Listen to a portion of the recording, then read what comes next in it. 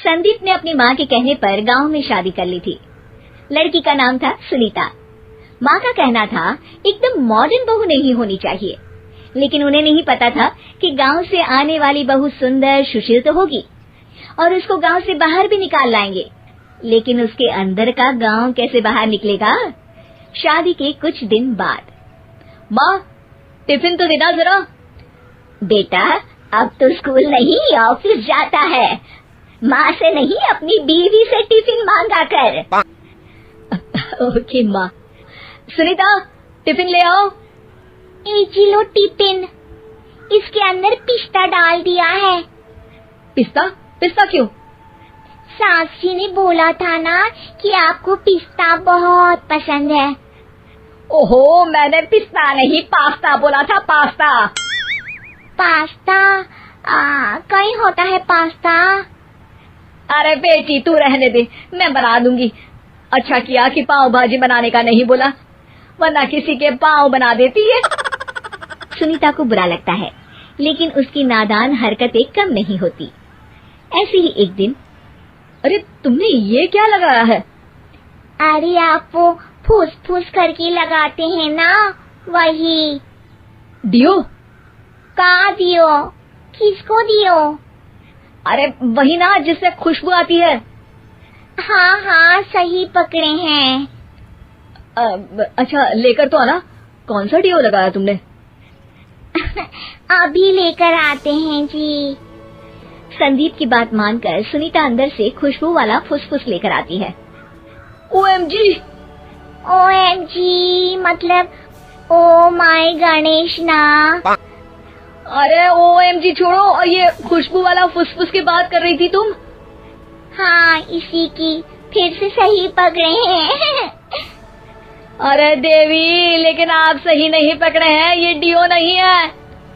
Deo नहीं है तो क्या लियो है? अरे ये रूम फ्रेशनर है, जिसको कमरे में छिड़कते हैं, खुद पर नहीं।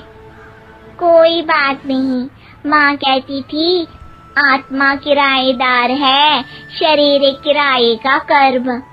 हम शरीर पे ये डाल लिए तो क्या फर्क पड़ जाएगा।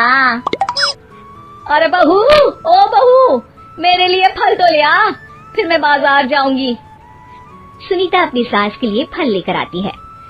अरे बेटा, पपीता, तरबूज और सेब फल ऐसे कैसे खा लूं? काट कर तो ले आ। माँ जी, मेरे गांव में तो खेत से उठा के सीधा खा लेते हैं। अरे ये तेरा गांव नहीं है ना। अरे संदीप, तू ही कुछ समझा देना इसको बेटा। मैं कैसे समझाऊं माँ, ये तो माइक्रोवेव को भी भट्टी बोलती है। कल मैंने बोला हाय कैसी हो, तो बोलती है किसी को हाय नहीं लगानी चाहिए। अरे सुनीता, तेरा क्या होगा? अभी तो कैसे बताऊं माँ जी, अभी हम कुछ करेंगे फिर पता चलेगा क्या होगा, लड़का या लड़की।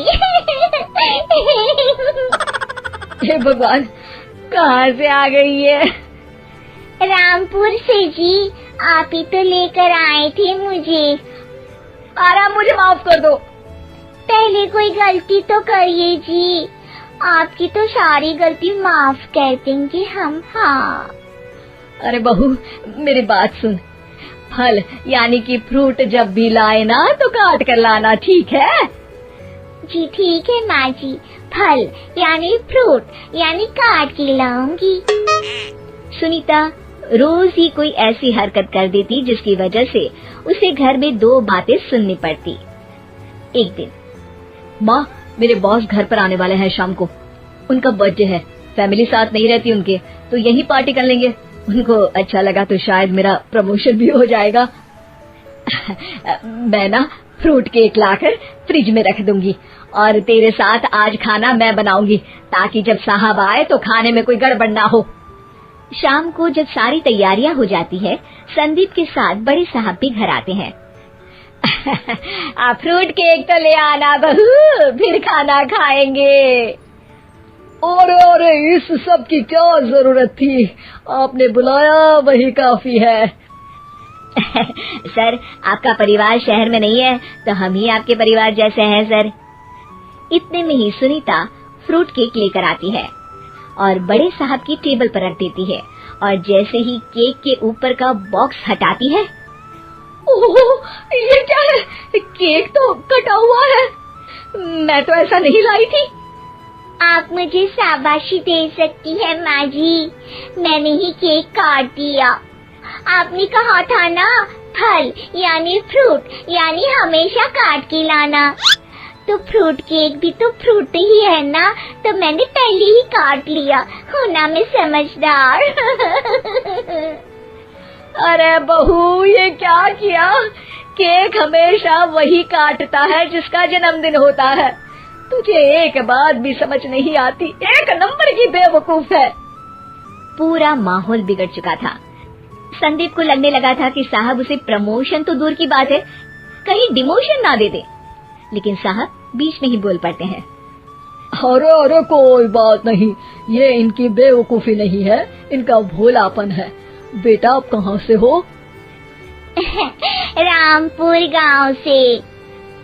अरे वाह, गांव से? फिर तो आपके गांव में ताजे फल और सब्जियां मिलते होंगे। हाँ, सही पकड़े हैं। हम तो काटते भी नहीं, सीधा खा लेते हैं। मैं ना एक बार तुम्हारे गांव घूमने जरूर चलूंगा। क्यों संदीप, ले चलोगे ना? मुझे गांव घूमना बहुत पसंद है। बस फिर क्या था, संदीप और सास दोनों खुश हो गए क्योंकि साहब को सुनीता ने गांव की बात करके खुश कर दिया था। अब संदीप का प्रमोशन पक्का था। शिक्षा, कभी भी किसी भी गलती पर घबराना नहीं चाहिए। हो सकता है कि उस गलती की वजह से आगे बड़ा फायदा हो जाए।